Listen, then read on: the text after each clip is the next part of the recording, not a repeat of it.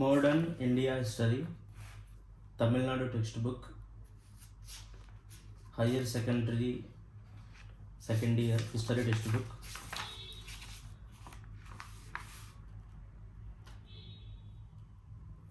Modern India History,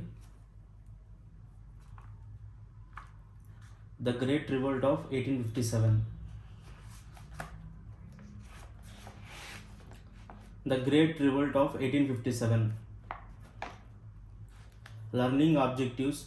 Students will come to understand the nature of the Great Revolt of 1857, the underlying causes of the revolt, the immediate cause of the outbreak of revolt, the course of the revolt, causes for the failure of the revolt, effects of the revolt. The 1857 revolt sowed the seeds of Indian nationalism. The 1857 revolt sowed the seeds of Indian nationalism, which lay dormant in the subconscious of the Indian people. It started the movement which was continuous struggle against the British rule till 1947. Hence the nature, character and cause of his Great Revolt of 1857 should be studied in order to understand the subsequent events.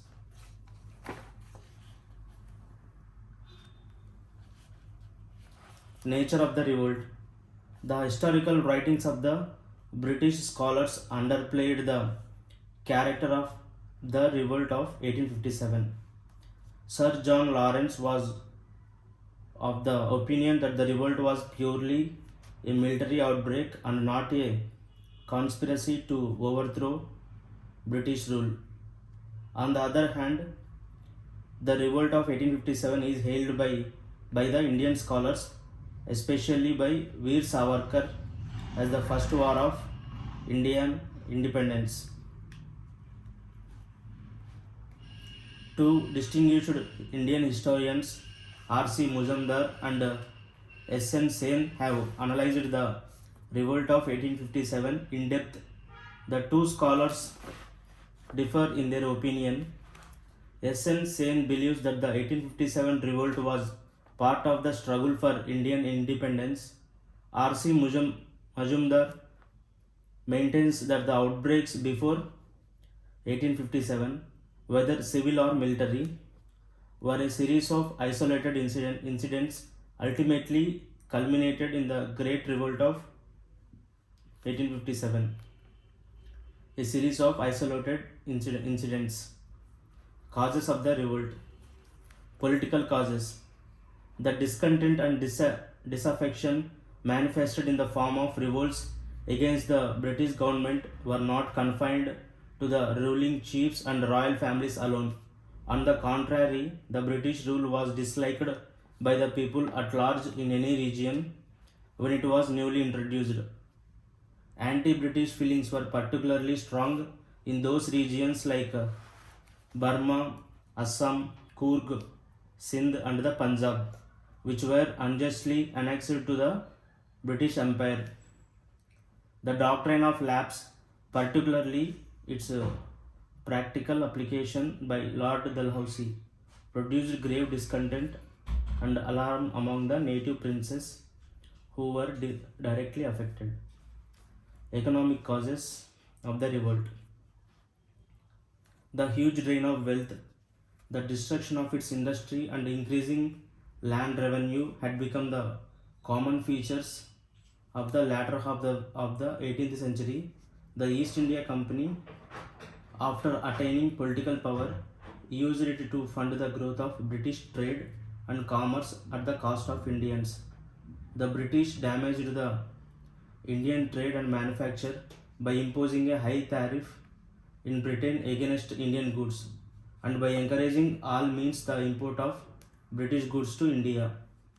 In England, the ruin of the old handloom weavers was accompanied by the growth of the mission industry. But in India, the ruin of the millions of artisans and craftsmen was not accompanied by any alternative growth of new industrial forms. A new plantation system introduced in the year 1833 resulted in incalculable misery for the Indian peasants. This was the result of permitting Englishmen to acquire land plantations in India. The hard hit were the peasants on the indigo plantations in Bengal and Bihar. Social causes. The Englishmen showed an arrogant attitude towards the Indians. Indiscriminate assaults on Indians by Englishmen became quite common. Also, a general alarm was raised among the Hindus and Muslims by the activities of the Christian missionaries. The educational institutions established by the missionaries inculcated Western education and culture in the place of Oriental learning. The native population felt that were losing their social identity. Military causes. Discontent against the British Raj was widely prevalent among the Indian soldiers in the British Army. The Indian sepoys in the British Indian Army nursed a sense of strong resentment at their low salary and poor prospects of promotion. The British military officers at times showed least respect to the social values and religious sentiments of Indian sepoys in the army. Thus, although generally faithful to their masters, the sepoys were provoked to revolt. The Vellore Mutiny of 1806, a precursor to the 1857 Great Revolt, was the outcome of such tendencies on the part of the military authorities. Another important cause of the sepoys' dissatisfaction was the order that abolished the foreign allowance or batta when they served in foreign territories. Thus, the discontent was widespread, and there was an undercurrent before the volcanic situation of 1857. All that need was only a spark to set it fire. All that needed was only a spark to set it afire. The beginning of the revolt. The 1857 revolt was sparked off by the episode of the greased cartridges. The new Enfield rifle had been introduced for the first time in the Indian Army. Its cartridges had a greased paper cover whose end had to be bitten off before the cartridge was loaded into the rifle. The grease was composed of fat taken from beef and pig. The religious feelings of the Hindus and Muslim sepoys were terribly wounded. The sepoys believed that the government was deliberately trying to destroy their religious and cultural identity. Hence, they raised the banner of revolt. The events that led to the revolt began on 29th March 1857 at Barakpur. Mangal Pandey, a sepoy, refused to use the greased cartridges and single-handedly attacked and killed his officer. Mangal Pandey was hanged. The regiment to which he belonged was disbanded and sepoys guilty of rebellion punished. The British, instead of diffusing the explosive situation, paved the way for a mighty crisis by the above act. A chain reaction was set in motion. At Meerut in May 1857, 85 sepoys of the 3rd Cavalry Regiment were sentenced to long terms of imprisonment for refusing to use the greased cartridges.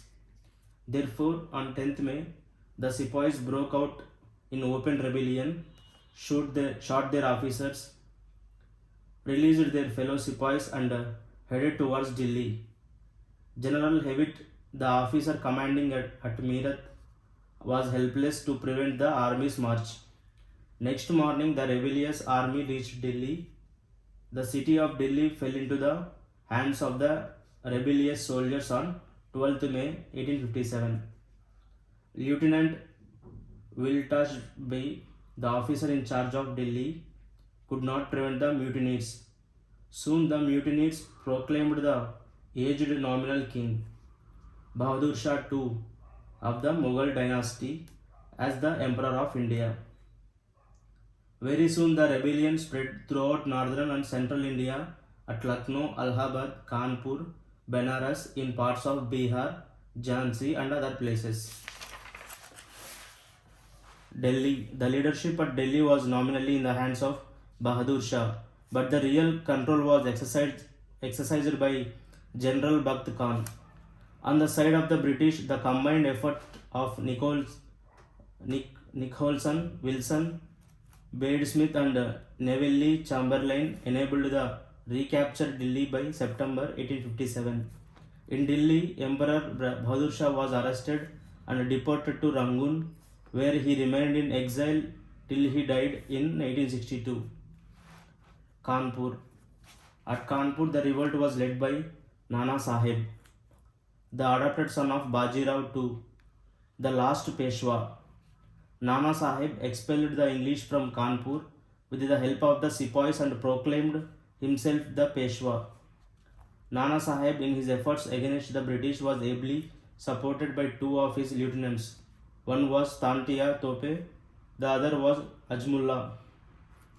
Sir Hugh Wheeler, the commander of the British garrison at Kanpur, surrendered on the 27th June 1857, but soon Kanpur was recaptured by the British commander Sir Colin Campbell.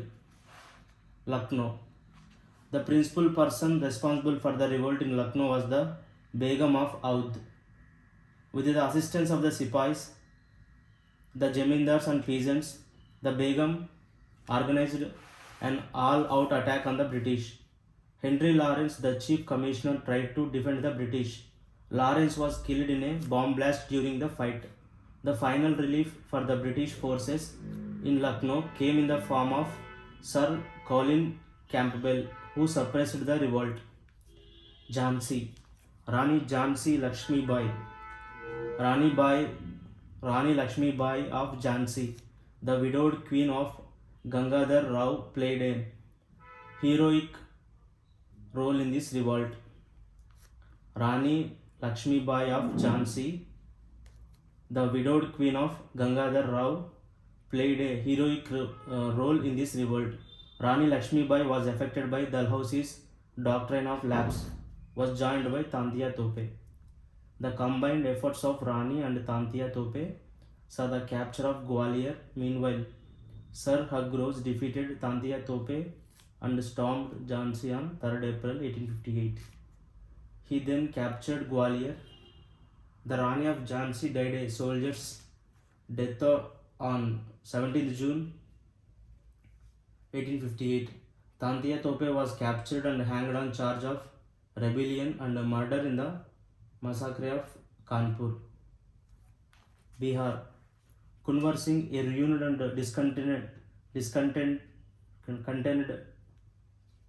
contented Jamindar of Jagdishpur near Oudh, was the chief organizer of the revolt in Bihar. He fought the British in Bihar. Kunwar Singh sustained a fatal wound in the battle and died on 27th April 1858 at Jagdishpur. Kunwar Singh, a ruined and discontented Jamindar of Jagdishpur near Oudh. Ultimately, the 1857 revolt came to an end with the victory of the British. Viceroy Canning proclaimed peace throughout India. Causes for the failure of the revolt. The first and foremost cause was that the revolt failed in embrace the whole of India. Different sections of society such as moneylenders, merchants and modern educated Indians were actually against the revolt. The lack of interest shown by the intellectuals in the movement was a serious setback. The resources of the British Empire were far superior to those of the rebels. Similarly, the insurgents lacked a carefully concerted general plan or a strong central organization to plan the movements of the army and oversee their strategy. On the other hand, the British possessed better equipment. In addition, the British were aided by scientific inventions such as the telegraph system and postal communications. This enabled the British to keep in touch with all parts of the country and to maneuver their troops according to their needs. All the said factors combined to cause the defeat of the rebels of the 1857 revolt and ended in the victory for the British. Significance and effects of the mutiny. The revolt of 1857, though completely suppressed, had shaken the very foundations of British rule in India, for the simple reason that the revolt exhibited the popular character. It brought together the disgruntled sections of society to rise against the British rule. The common people rose up in arms, often fighting with spears and axes, bows and arrows, lathis and scythes, and crude muskets. However, the civilian revolt was not universal but sporadic and inconsistent. Nevertheless, it added a new dimension to the character of 1857 revolt. Character of the 1857 revolt. Another significant aspect of the 1857 revolt was the Hindu-Muslim unity. Hindu-Muslim unity. As far as the effects of the revolt are concerned, it brought about fundamental changes in the character of Indian administration, which was transferred from East India Company to the Crown by the Queen Proclamation of 1st November 1858. At the same time, the Governor General received the new title of Viceroy. Lord Canning had the unique opportunity to become the Governor General as well as the first Viceroy according to the Act of 1858. Lord Canning proclaimed the new government at Allahabad as on 1st November 1858 in accordance with the Queen's proclamation. The latter has been called the Magna Carta of the Indian people. It disclaimed any extension of territory, promised religious toleration, guaranteed the rights of Indian princess, and pledged equal treatment to her subjects, Indians and Europeans.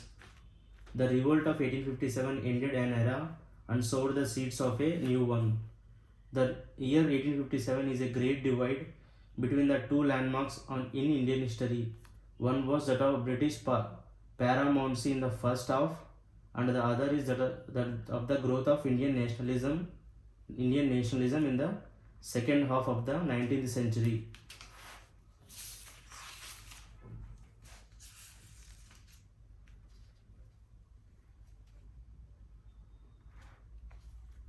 Learning outcome. After studying this lesson, the student has understood that there are two views on the nature of the Great Revolt of 1857.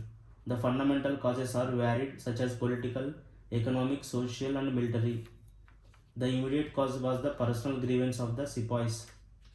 The causes of revolt are not universal but sporadic with scattered civilian participation. The British, with their superior strength, suppressed the revolt. The suppression of the revolt has revealed the weakness of the Indian sepoys and the leaders of the revolt. The results and the importance of the revolt of 1857.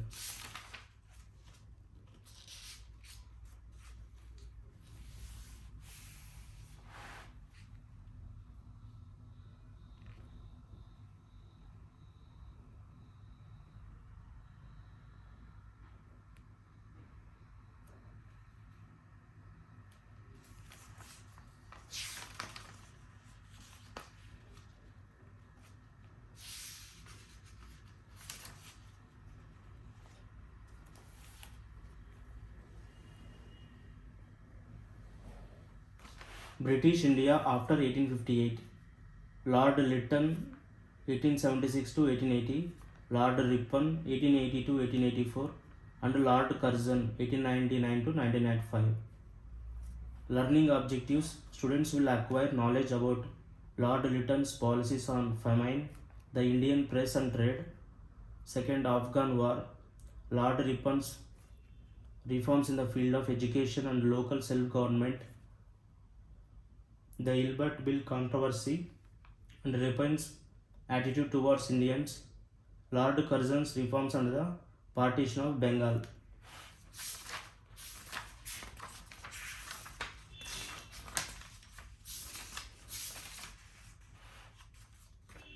After the 1857 revolt, the responsibility of ruling India was directly assumed by the British Crown. Lord Canning became the first Viceroy of India in 1858. The Government of India Act of 1858 and the Queen's Proclamation in the same year signify this change in the Indian administration. The Queen's Proclamation remained the basis of the British policy in India for more than 60 years. The administration of Lord Ripon, and Lord Curzon were important during this period. Lord Lytton Lord Lytton was an experienced diplomat and a man of striking ability and brilliance. The British Prime Minister Disraeli appointed him as the Viceroy of India. The prevailing famine and the political disturbances in the northwest frontier caused a great worry to the British at that time. Famine policy. The famine of 1876 to 78 had resulted from the failure of two monsoons. It covered an area of 250,000 square miles and affected 58 million people. The wars affected area were Madras, Mysore, Hyderabad, Bombay, Central India, and the Punjab. It took a toll of 5 million lives in a single year. 5 million lives in a single year. The outbreak of cholera and fever added to the misery of the suffering population. Lytton's government failed miserably to tackle the situation. The government's relief measures seemed to be inadequate. The first famine commission 1878 to 1880 under Sir Richard Strachey was appointed, and it made many commendable recommendations. They include provision of funds for famine relief and construction work in the annual budget. The Famine Code came into existence in 1883. The Vernacular Press Act and the Arms Act 1878. In 1878, the Vernacular Press Act was passed. This act empowered a magistrate to secure an undertaking from the editor, publisher, and printer of a vernacular newspaper that nothing would be published against the English government. The equipment of the press could be seized if the offence was committed. This act crushed the freedom of the Indian press. This created adverse public opinion against the British government. In the same year, the Arms Act was passed. This act prevented the Indians to keep arms without appropriate license. Its violation would be a criminal offence. The Europeans and the Anglo-Indians were exempted from the operation of these legislations. Other reforms. Lord Lytton introduced uniform salt tax throughout British India. He also abolished many import duties and supported the free trade policy. This had seriously affected the Indian economic interest. The system of decentralization of finance that had begun in the time of Lord Mayo was continued during the time of Lord Lytton. The provincial governments were empowered with some control over the expenditure of all provincial matters like land revenue, excise, stamps, law and justice. Lytton wanted to encourage the provinces in collecting the revenue and thereby strengthen the financial power and position of the provinces. In 1878, the statutory civil service was established exclusively for Indians, but this was abolished later. Lytton and the Second Afghan War, 1878 to 1880. The Afghan policy of the British was based on the assumed threat of Russian invasion of India. The First Afghan War, 1838 to 1842, proved to be a disastrous one for the British in India.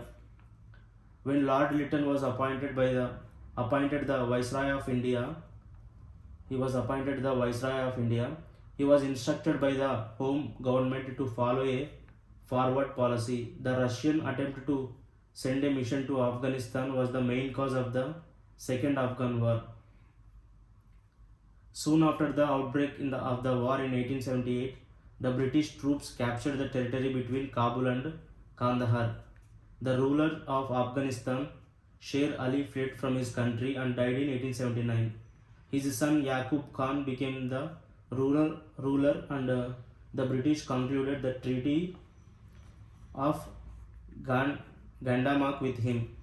Treaty of Gandamak. A British resident was sent to Kabul, but soon he was murdered along with the British officers by Afghan rebels. Although the British troops were able to recapture Kabul, the difficulties in holding it increased due to the activities of the rebels. Suddenly, in 1780, Lytton was forced to resign by the new government in England.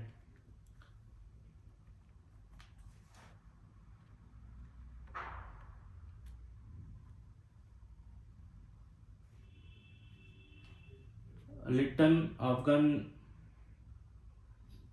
Lytton's Afghan policy was severely criticized because he was responsible for the murder of the British officers, including the resident in Kabul. During his administration, millions died due to famine. The Vernacular Press Act undermined his credit. It's not 1780, it's 1880.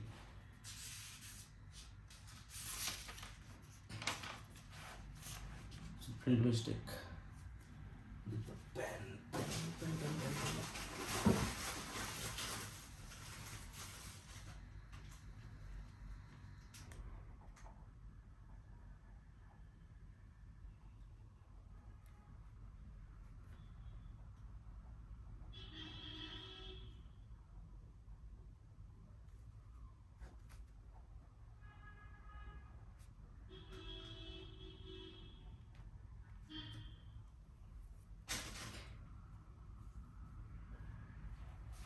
Lord Ripon, 1882-1884.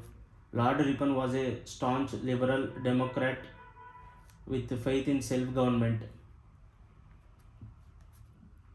He was appointed as the Viceroy of India by Gladstone, the Liberal Party Prime Minister of England. Ripon was instructed to reverse the Afghan policy of Lytton. Therefore, as soon as he came to India, peace was made with Afghanistan without affecting the British prestige. The proposal of appointing a resident in Kabul was dropped. He was also responsible for the rendition of Mysore.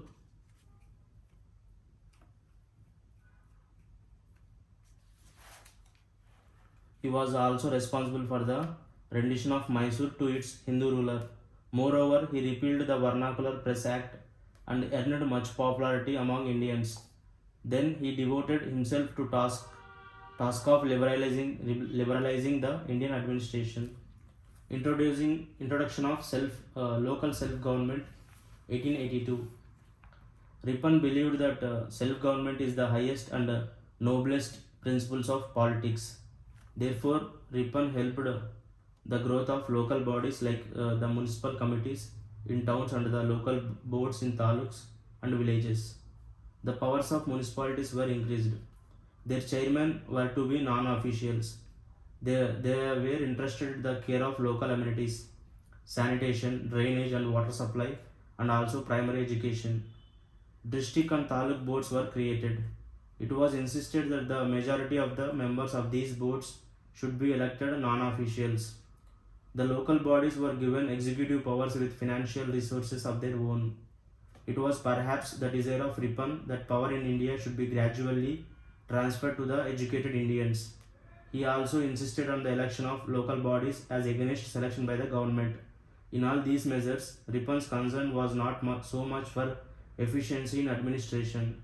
Instead, Ripon defeated the administration and brought the government closer to the people. This was his most important achievement. It was Ripon who laid the foundations of the system which functions today. Educational reforms. Like Lord William Bentinck, Lord Ripon was a champion of education of the Indians. Ripon wanted to review the working of the educational system on the basis of the recommendations of the Wood's Dispatch. For further improvement of the system, Ripon appointed a commission in 1882 under the chairmanship of Sir William Hunter. The commission came to be known as the Hunter Commission. The commission recommended for the expansion and improvement of the elementary education of the masses. The commission suggested two channels for the secondary education. One was literary education leading up to the entrance examination of the university, and the other preparing the students for a vocational career. The commission noted the poor status of women education. It encouraged the local bodies in villages and towns to manage the elementary education. This had resulted in the extraordinary rise in the number of educational institutions in India. First Factory Act 1881. Lord Ripon introduced the Factory Act of 1881 to improve the service condition of the factory workers in India. The act banned the appointment of children below the age of 7 in factories. It reduced the working hours for children. It made compulsory for all dangerous machines in the factories to be properly fenced to ensure security to the workers. Ilbert Bill agitation. Lord Ripon wanted to remove two kinds of law that had been prevalent in India. According to the system of law, a European could be tried only by a European judge or a European magistrate. The disqualification was unjust and it was sought to cast a needless discredit and dishonor upon the Indian born members of the judiciary. C.P. Ilbert, law member, introduced a bill in 1883 to abolish this discrimination in judiciary, but Europeans opposed this bill strongly. They even raised a fund of 1,50,000 rupees and established an organization called the Defense Association. They also suggested that it was better to end the English rule in India than to allow the English to be subjected into the Indian judges and magistrates. The press in England joined the issue, hence Ripon amended the bill to satisfy the English in India and England.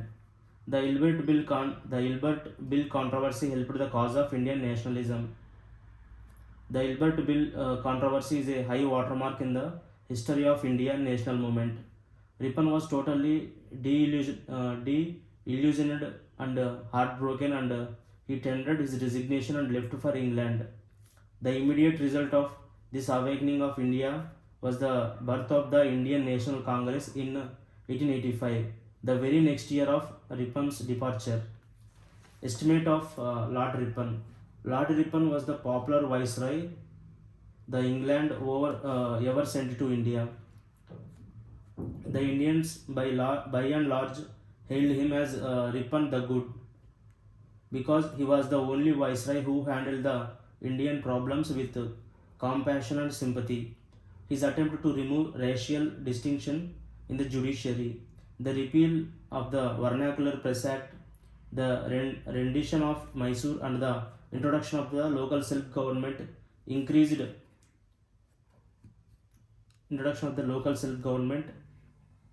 repeal of the Vernacular Press Act, the rendition of Mysore, introduction of the increased his popularity among Indians. His resignation was deeply regretted by Indians who cherished his memory with gratitude. Next, Lord Curzon. 1899 to 1905. Lord Curzon occupies a high place among the rulers of British India like Lord Wellesley and Lord Dalhousie. He was throughout imperialist in order to make the administration efficient.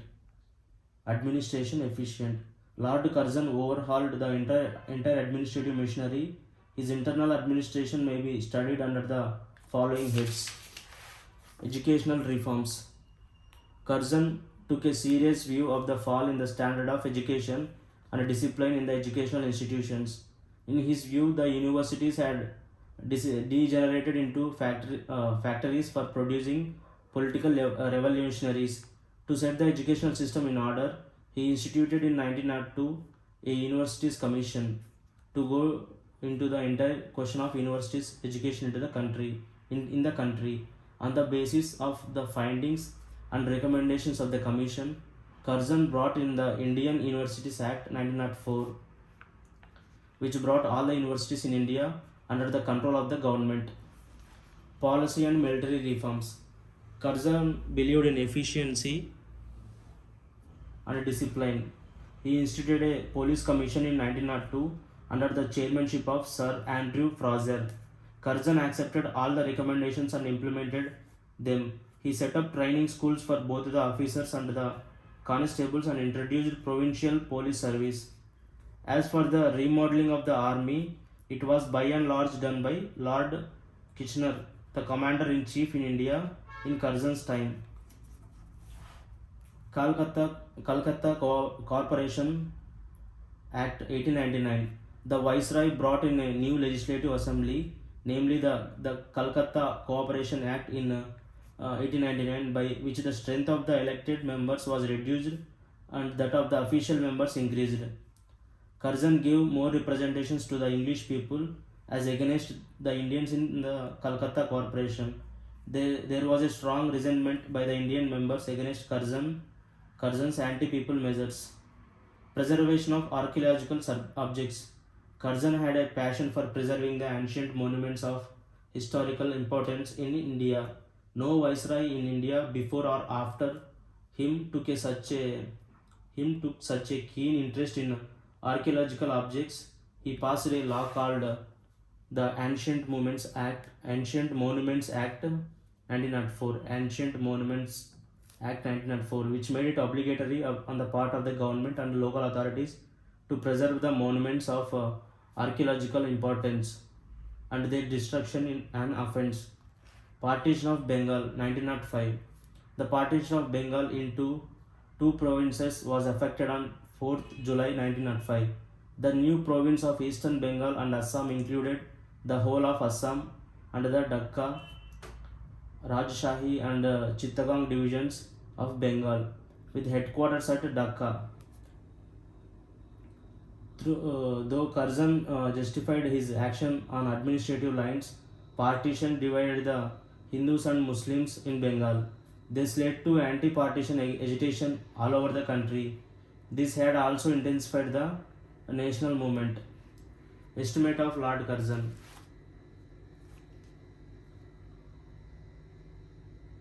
Lord Curzon assumed his office when he was 40 years old. All his reform measures were preceded by an expert commission and its recommendations. He made a serious study of the Indian problems in all their aspects. At the beginning, Curzon earned the popularity and admiration of the Indian people. He lost the popularity by the act of partition of Bengal.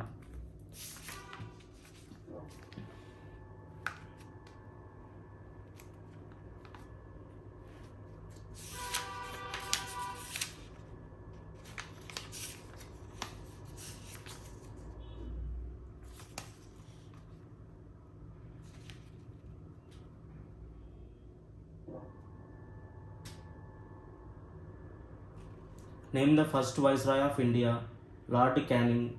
In which year the Vernacular Press Act was passed? 1882.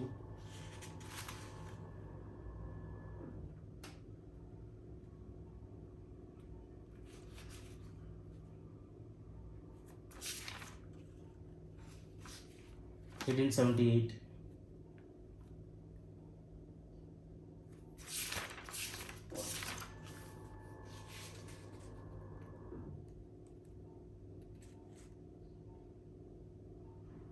Sir Richard Strachey. Local self-government, Lord Ripon. Education Commission, partition of Bengal.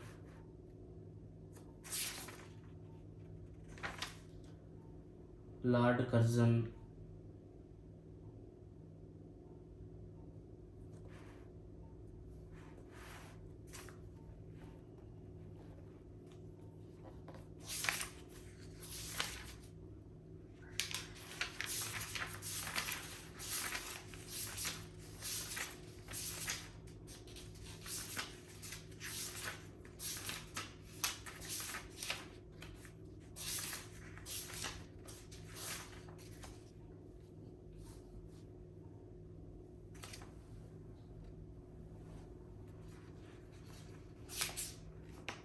Indian National Movement 1885 to 1905. Learning objectives. Students will acquire knowledge about the growth of East India Company's rule in India, origin and growth of nationalism in India, birth of Indian National Congress, The objectives and methods of early nationalist movement. Leaders of this period. Achievements of moderates. Factors promoting the growth of nationalism in India. The following causes are responsible for the origin and growth of nationalism in India. First, political unity. For the first time, most of the regions in India were united politically and administratively under a single power, the British rule. It introduced a uniform system of land government. Second, development of communication and transport. The introduction of railways, telegraphs, and postal services, and the construction of roads and canals facilitated communication among the people. All these brought Indians nearer to each other and provided the facility to organize the national movement on an all India basis. Third, English language and Western education. The English language played an important role in the growth of nationalism in the country. The English educated Indians who led the national movement developed Indian nationalism and organized it. Western education facilitated the spread of the concepts of liberty, equality, freedom, and nationalism and sowed the seeds of nationalism. Fourth, the role of the press. The Indian press, both the English and vernacular, had also aroused the national consciousness. National consciousness. Sorry. Fifth one, social and religious movements of the 19th century. The leaders of various organizations like the Brahma Samaj, Ramakrishna Mission, Arya Samaj, and Theosophical Society generated a feeling of regard for and pride in the motherland. Sixth one, economic exploitation by the British. A good deal of anti-British feeling was created by the economic policy pursued by the British government in India. The English systematically ruined the Indian trade and native industries. Therefore, economic exploitation by the British was one of the most important causes for the rise of Indian nationalism. Racial discrimination. Seventh one. The revolt of 1857 created a kind of permanent bitterness and suspicion between the British and the Indians. The English feeling of racial superiority grew. India as a nation and Indians as individuals were subjected to insults, humiliation, and contemptuous treatment. Eighth, administration of Lytton. Lord Lytton arranged the Delhi Darbar at a time when the larger part of India was in the grip of famine. He passed the Vernacular Press Act, which curbed the liberty of the Indian press. His Arms Act was means to prevent the Indians from keeping arms. To prevent the Indians keeping from arms. All these measures created widespread discontent among the Indians. Ninth one, the Ilbert Bill controversy. The Ilbert Bill was presented in the Central Legislature during the Viceroyalty of Lord Ripon. The bill tried to remove racial inequality between Indian and European judges in courts. This bill was opposed by the British residents in India. Ultimately, the bill was modified. Thus, various factors contributed to the rise of nationalism and the formation of the Indian National Congress. Early political associations. The British Indian Association 1851 Bengal, the Bombay Association 1852 Dadabhai Naoroji, East India Association 1856 London, Madras Native Association 1852, Pune Sarvajanik Sabha 1870, the Madras Mahajana Sabha 1884, the Indian National Congress 1885. Alan Octavian Hume, a retired civil servant in the British government, took the initiative to form an All India organization. Thus, the Indian National Congress was founded and its first session was held at Bombay in 1885. W.C. Banerjee was its first president. It was attended by 72 delegates from all over India. Persons attending the sessions belonged to different religious faiths. They discussed the problems of all the Indians irrespective of their religion, caste, language, and regions. Thus, Indian National Congress from the start was an all India secular movement, embracing every section of Indian society. The second session was held in Calcutta in 1886 and the third in Madras in in Madras in 1887. The history of the Indian national movement can be studied in three important phases. The phase of moderate nationalism, 1885 to 1905, when the Congress continued to be loyal to the British Crown. The years 1906 to 1916 witnessed Swadeshi movement, rise of militant nationalism under the Home Rule movement. Third, the period from 1970 to 1947 is known as the Gandhian era.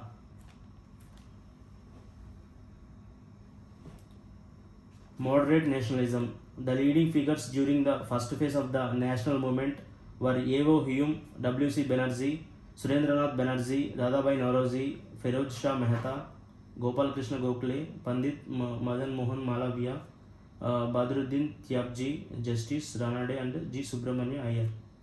Surendranath Banerjee was called the Indian Burke. He firmly opposed the partition of Bengal. He founded the Indian Association 1876 to agitate for political reforms.